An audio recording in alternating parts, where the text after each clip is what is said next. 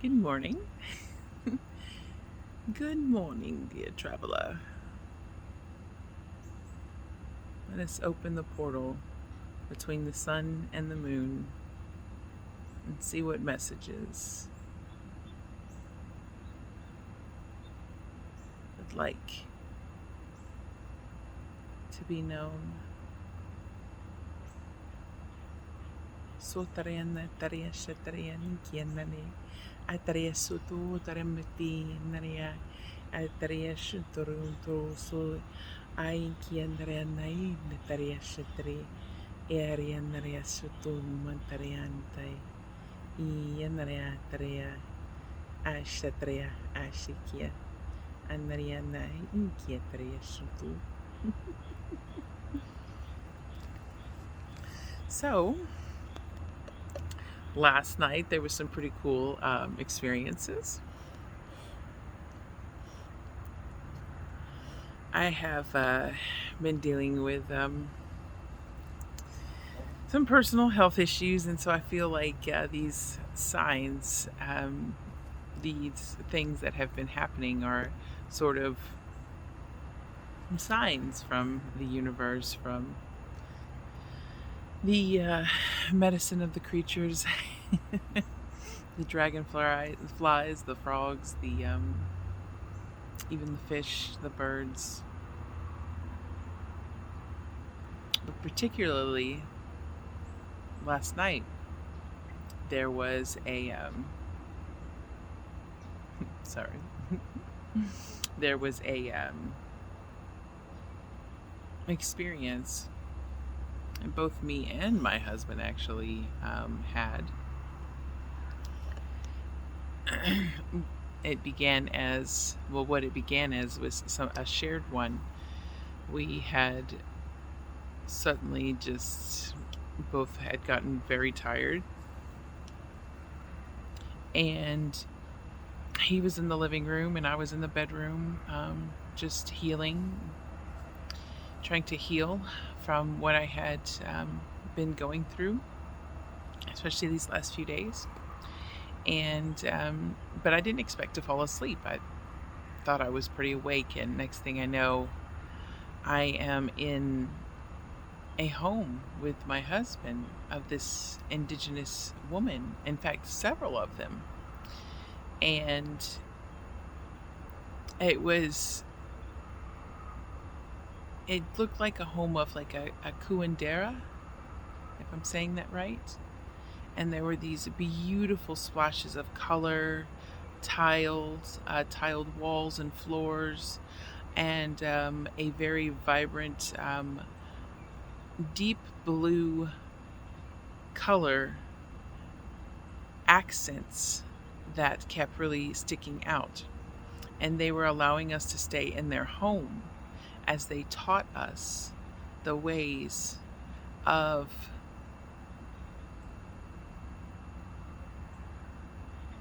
their indigenous knowledge. And it wasn't just a women from South America, from the South American and even North American places, these indigenous women from these areas, but it was also natives from what we now know as the US and beyond, just a variety of indigenous women filled with indigenous knowledge. And they were imparting upon us how to allow ourselves to fully surrender, especially to my husband, because I myself have learned a good portion on how to surrender, though of course I still have some things I am working on, as we all do. Work comes in layers. But they were especially working with him on how to not allow fear to affect him and to surrender, because he does have the capability to heal with his hands. He has shown it before several years ago. It was really incredible. And he has a very incredible gift for telepathy as well. He too has indigenous within his blood. But they were showing us these things, how to surrender, how to tune in, how to lay our hands in the ways that their people lay their hands upon people, how to heal. And they were specifically also showing it more so to him, while also giving me extra knowledge, but showing it to him so that he would be able to assist me as I move through these next phases that I am going through, because I am in a place where I may need and require more assistance as I move through my current illnesses that are coming up for me. And so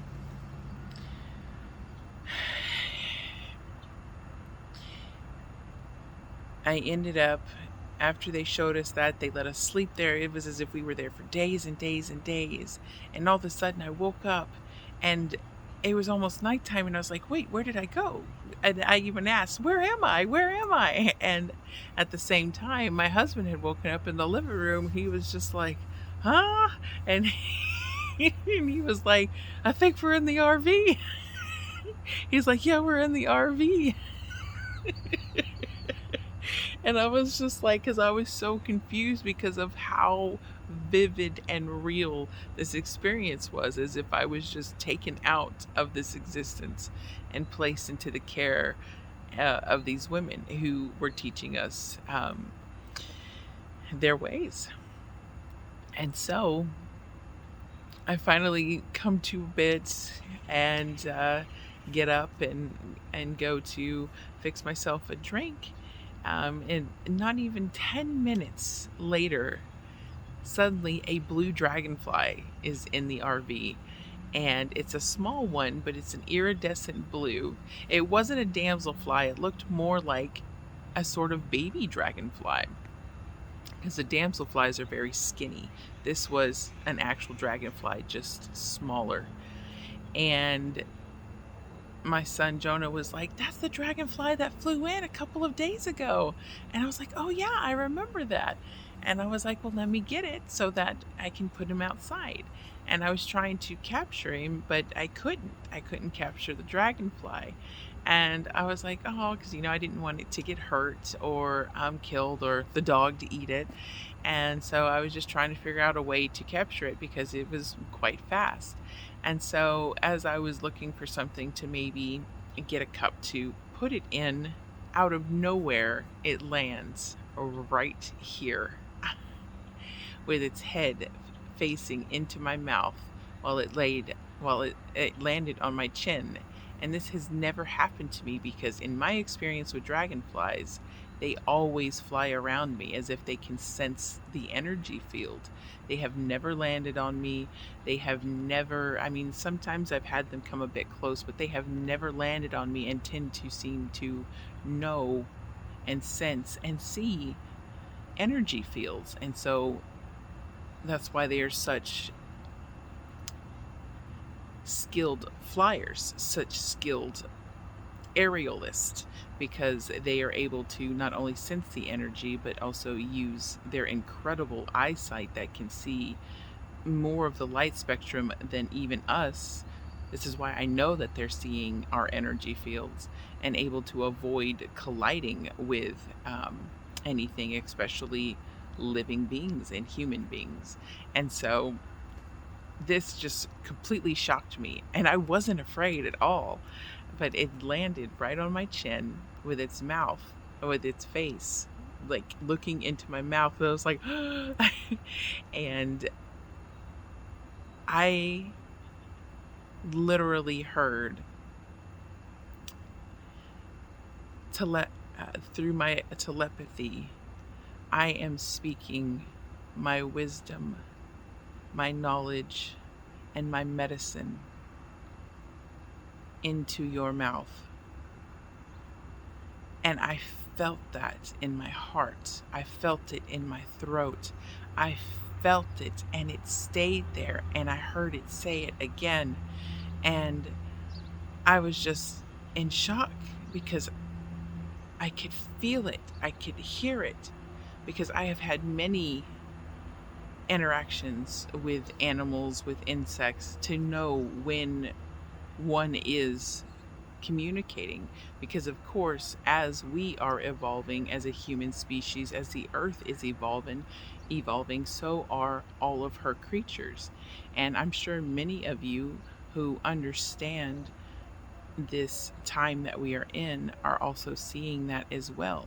That it seems as if bees and dragonflies and mantises and many different creatures are becoming more sentient in a way, becoming more conscious, where they interact with you in ways as if they're communicating with you, because they are, because they're becoming more evolved as we evolve as well.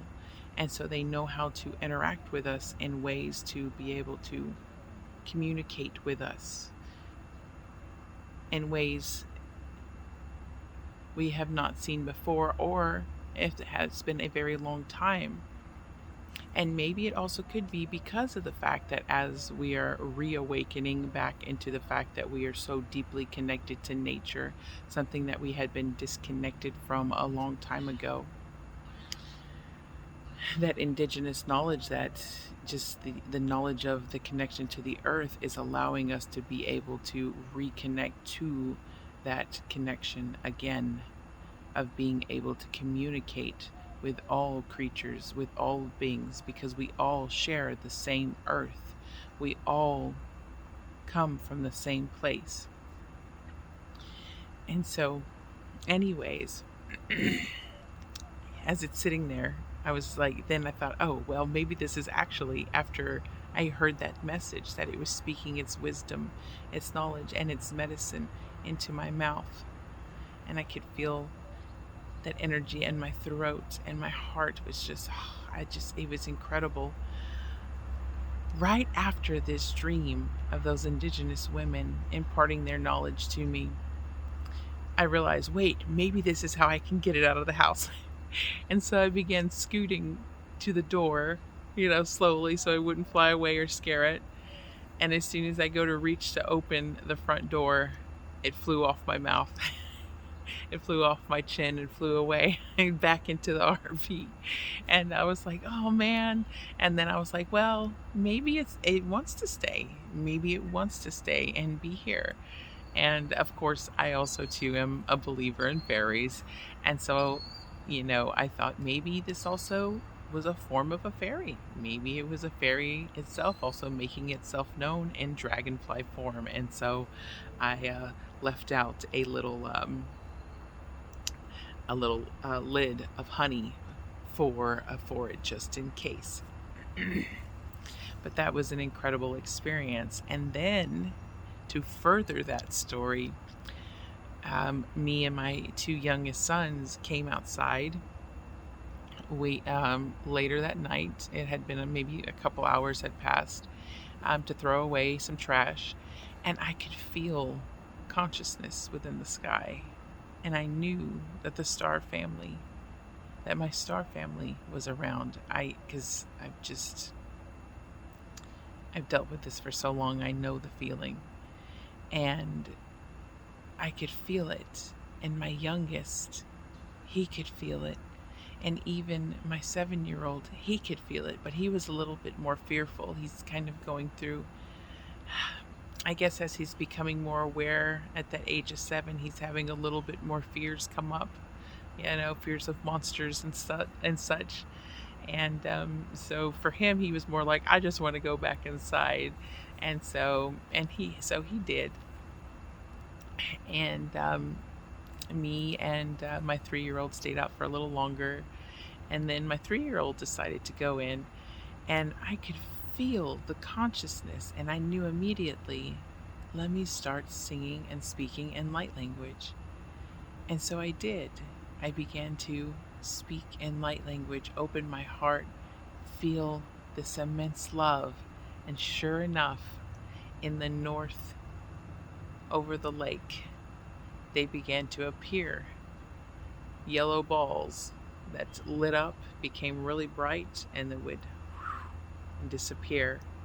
And I knew it, and so I kept speaking it. I kept doing my light language speaking, opening my heart, and it did it 2 or 3 more times. And it was beautiful, and I could feel the connection, I could feel their energy, and I could feel their love. And then my 3-year-old came back outside, and I was like, look, Jupiter, look. I said, our star family is here. They're saying hi. They're saying hi. I said, watch. And so I began to sing and tone this time, just singing. And it showed itself, and he saw it, and he was like, oh, look, mommy, they're here. And he started sending love, and it got real bright, and then and then another one happened real bright, and and it was incredible. And I tried to show it to my 7-year-old son too, but he was too afraid. And the message I kept getting is he has too much fear at this time, because there's something about fear that can make it more difficult for them to interact or show themselves to us. And so, but that was okay. It was okay. He's learning, and I'm trying to really help him learn to overcome this fear and show him that he has nothing to fear, that he is always safe, he is always protected, and that we are always watched over, we are always guided, and that with me being his mother, he will always be protected, because I am just a very protective mother. I always ensure that my children are safe. And so it was just a really incredible night. Just a really magical night last night. And so that was really, really beautiful. And I felt that was a story that I really wanted to share. I did want to pull some cards. I might do it in a separate video so this one doesn't go too long, and see what we get. So yeah, let's do that and see if we can maybe get a little bit more sunlight into the frame, so that we can bring in a little bit more of that photonic molecule energy, so we can really access that universal quantum knowledge that's contained within those molecules. Because when we access those molecules, we're accessing basically the database of the universe, because those molecules have been proven to contain and store knowledge and store data in the exact way that a computer system does. It's actually pretty cool, and it's something you can definitely look up. They have scientifically found that is why they're working with photonic molecules as a storage system now, because of how much information that it can store in such a small amount of light. It's pretty cool. But much love to you, and I will return with a reading.